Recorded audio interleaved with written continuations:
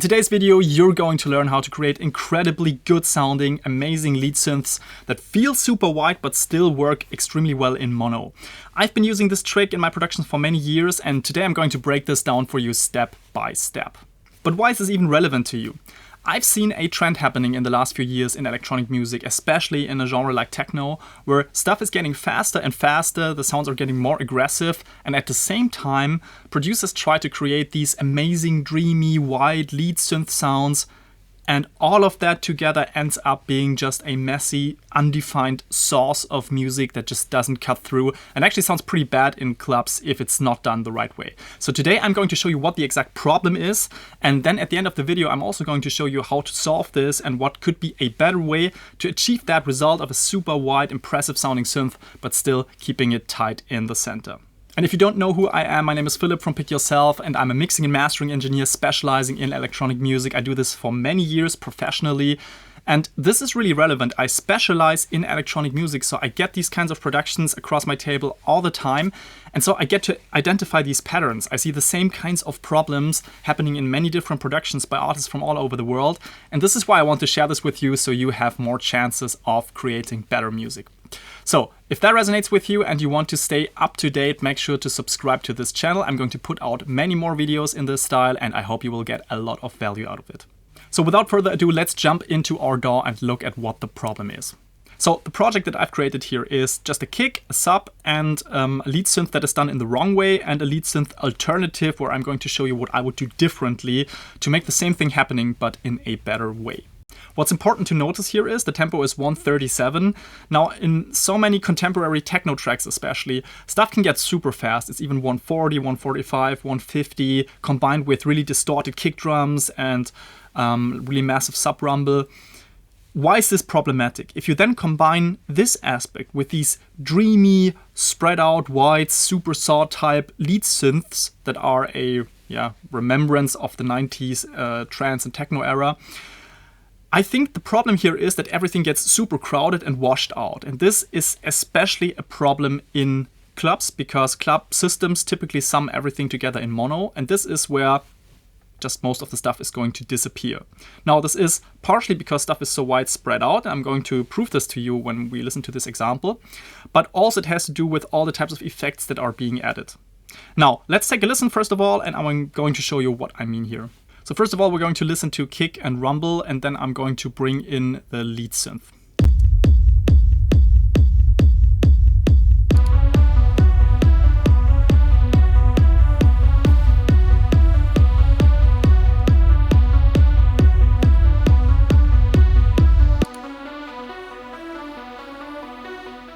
Okay, I hope you get the idea. You listen to this and you say, okay, this is not sounding that bad, but I'm going to show you what the actual problem here is. So this would be really typical for a project that enters my mixing and mastering studio. So a client sends this over, I listen to it, and even though I like the emotional quality of the sound design in that lead synth, the problem here is that it's basically unplayable on club systems.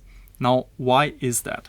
So what's important to know is that most club systems out there actually are multi-mono systems. So you have many speakers in the room and all of them are playing a mono signal. Now, what does mono signal mean here? So you are listening to stuff in stereo on your headphones or on your speakers. Now, the mono signal is just those two stereo channels summed together into one mono channel.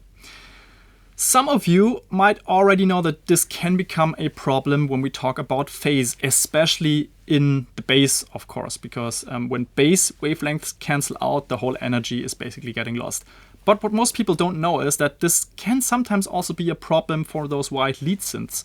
And I'm going to prove this to you, and we're just going to listen to this, and I'm going to pretend we're in a club playing it through a club system, and I'm just going to sum this back to mono, and we're going to listen to what's actually missing. The easiest way to do this in Ableton is to put a utility plugin on your master channel. So I have nothing else here except for a limiter for protecting stuff, and this is just my streaming plugin for recording this here. So let's listen to this now, and I'm going to flip on the mono switch.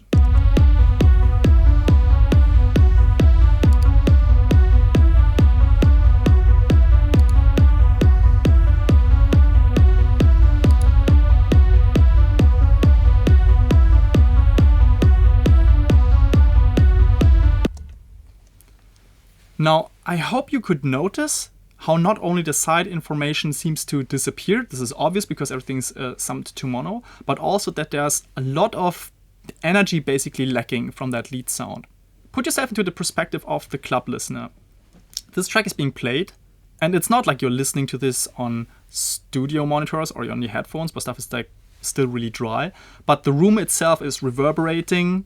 There's a lot of people in the club talking, dancing, screaming, whatever. Do you know what really gets lost? The whole lead sound will almost exclusively hear kick and bass in this case. Let's now figure out what the actual problem with this synth patch is. So here, we will open up our bad synth lead, and I'm going to show you a couple of things. So first of all, I've created a patch in Serum. And as you can see, we have one oscillator here, and here, this is one of the bad boys here. The unison is activated, which means like it's not one voice, but actually several voices spread out. And here we have a second oscillator, also unison, and a filter. This is like all that's happening here. I didn't create anything super complex, but then it gets added with and hyped up with effects that are probably unnecessary. We have this hyperdimension plugin, which creates again a unison. Then we have a chorus and we have a reverb. Now, here's the thing. You might think, oh yeah, he's just exaggerating this. But honestly, so many of the presets that you are probably using are created in exact that way. And you yourself are probably unintentionally also creating these types of sounds simply because you feel, while you're listening to this on stereo, you feel that it's getting more impressive and more impressive and more impressive. But there's actually a nice way to achieve the same result without destroying it. I'm going to show this to you in a minute. Before we go into this, I'm going to show you one more step that makes it even more problematic. And so many producers do this. I bet some of you are guilty of this. So stick around and let's check this out. Since it's still not enough that we have this double unison and tons of effects on it, most producers then still tend to slap on some kind of stereo widening tool. So the Ableton Utility plugin can make things wider, but there's actually a really cool stereo tool that's completely for free, by the way, from Flux Stereo Tool, that also allows you to change the width and make stuff even wider, and also lets you adjust individual channels. But the cool thing is that you can actually see what's happening here in the so-called goniometer, and here also, this is the phase correlation. I'm going to explain how to read this in a moment. But let's just first of all listen to this and do what most producers do, which is make stuff even more wide. And I want you to listen to this either on good speakers or headphones so you get actual impression of what's happening here.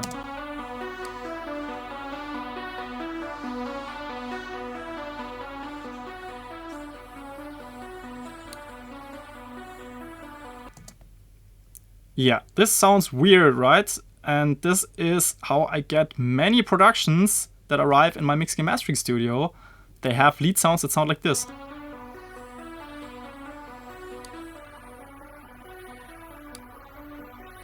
Oh, this is nasty. Like this really messes with my brain.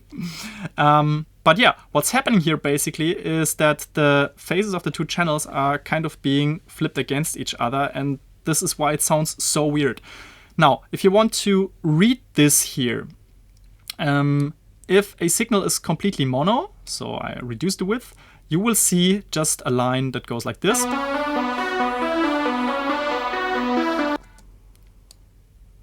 And the opposite of this is something that is completely, mostly cancelled out basically.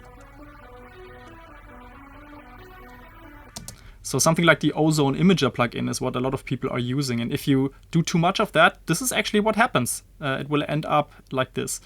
Now, the sweet spot where you want it to be is to have like a spider web here. If, let's say, you want a stereo signal. If it's like a nice looking spider web that is more vertical than horizontal, this is actually a nice place to be. So this is kind of okay. But the problem is when you look at this here, which is the phase relationship, you always want this to be between 0 and +1. This is like a positive phase relationship, meaning that they won't cancel out. If it sometimes goes a little bit below 0, okay, you can still live with it, but only like in occasional moments, especially on the overall master channel. But this is now on the individual channel here from the lead. right around the 0 line, which is, yeah, still kind of okay, not optimal maybe. But here you see, like, we're getting the counter action in the phase relationship. So this is a really nice plugin that I recommend you use when you do stereo widening. Don't go for just a utility plugin, because this is also free, but it gives you more information of whether you're doing it the right way.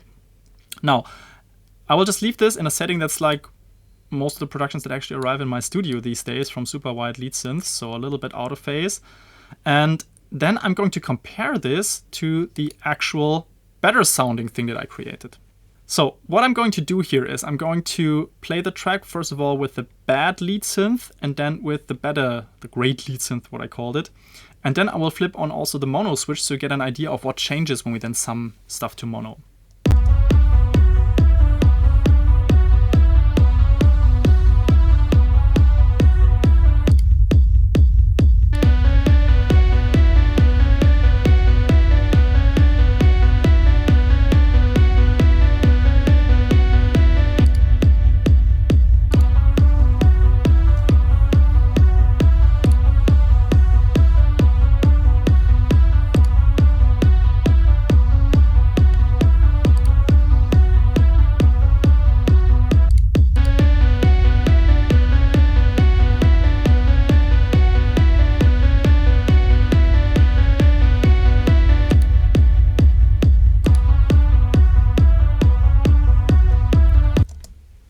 I would actually argue that this sounds even bigger in stereo and it sounds bigger in mono. Now, let's dissect this synth patch. So I did do a couple of things differently here. Let's look at this. So first of all, I created a combination of two different layers and they serve a very specific function. So the first layer that I have is just a mono layer. There's no detuning, no unison. It's just a very stable sawtooth wave that creates this foundational centered layer.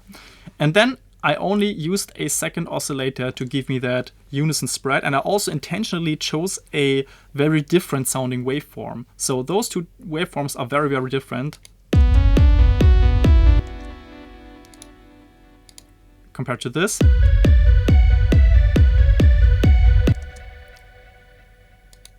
And that's a very cool trick. If you give them different functions and design them differently, they create nice contrast between each other. But still at the same time, they give you this impression of one really fat sounding synth if they are played together.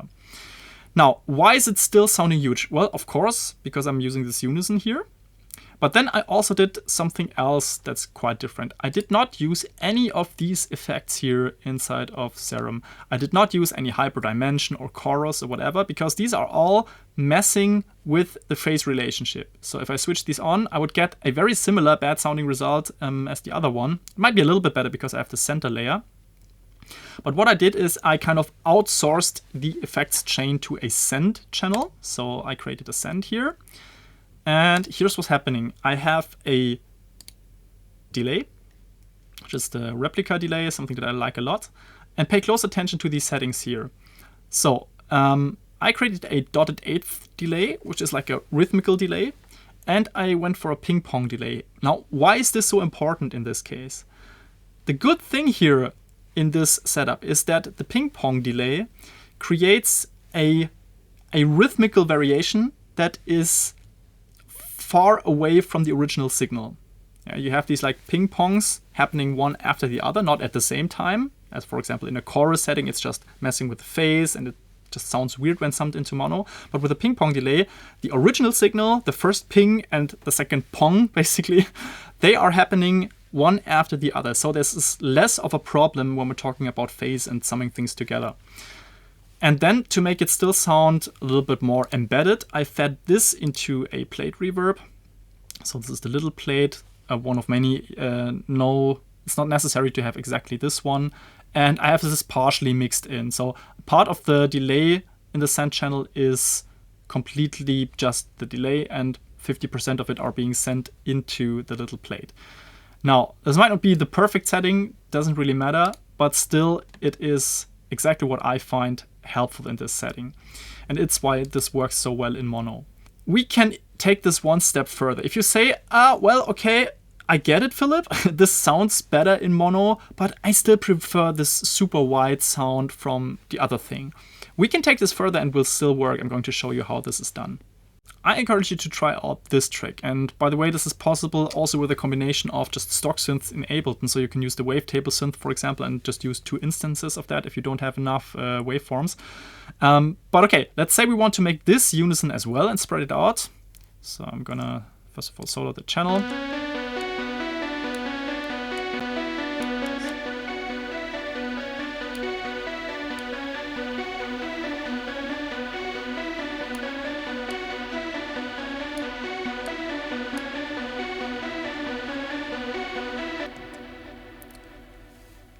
So there you have your super wide, super saw sound, which is very similar to the other one. And it's already getting a little bit problematic. So when we look here at our stereo tool, it's very similar to the other one. So we have our spider web here. We're around the 0 line. But yeah, it's still kind of on the edge of what is possible. Now, what you can then do, I'm just going to move this here so you can see it. What we can then do is to add a sub-oscillator, either in the same octave or a little bit below. A little bit below is also nice, so 1 octave below. We also go for a sawtooth or a square, so something that's like square or pulse wave or sawtooth, so something that's like really stable and still gritty. And then you just have to adjust the level a little bit. So the sub layer should stand out a tiny bit from the rest, so to give it the stability, and then you can find the exact kind of mix that does what you want it to do.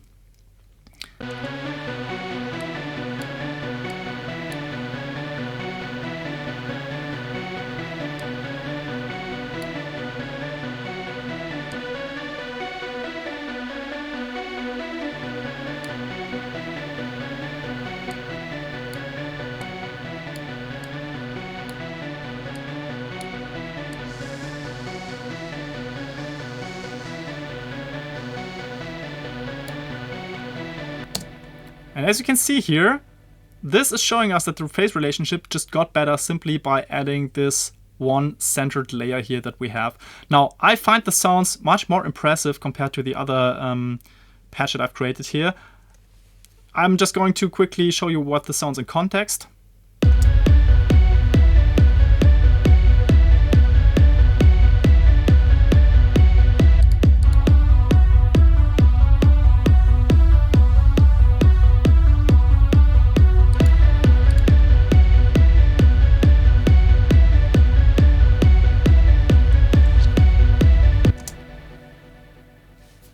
So the cool thing here is that when you pay close attention to what I just showed you and you implement this in your sound design from the get-go, you will run into less problems when it then comes to the mixing and the mastering stage of your production. And by the way, if you struggle to get to that stage, if you struggle with things like coming up with great ideas, creating interesting arrangements, and then getting to a mix and master that sounds like your reference tracks, I have something for you. It's a free resource called the Finisher Framework, my 3 simple steps that you can take to finish at least one great sounding song per month.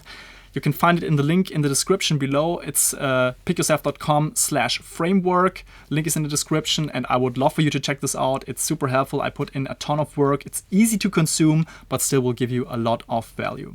All right, thanks for watching. And one more thing before you leave. Please let me know what of this resonates with you. What is your main takeaway? What is something that you still struggle with? Just leave a comment below. I still read everything, I reply to everything, and I would love to hear from you and hopefully see you in another video soon. Until then, bye-bye.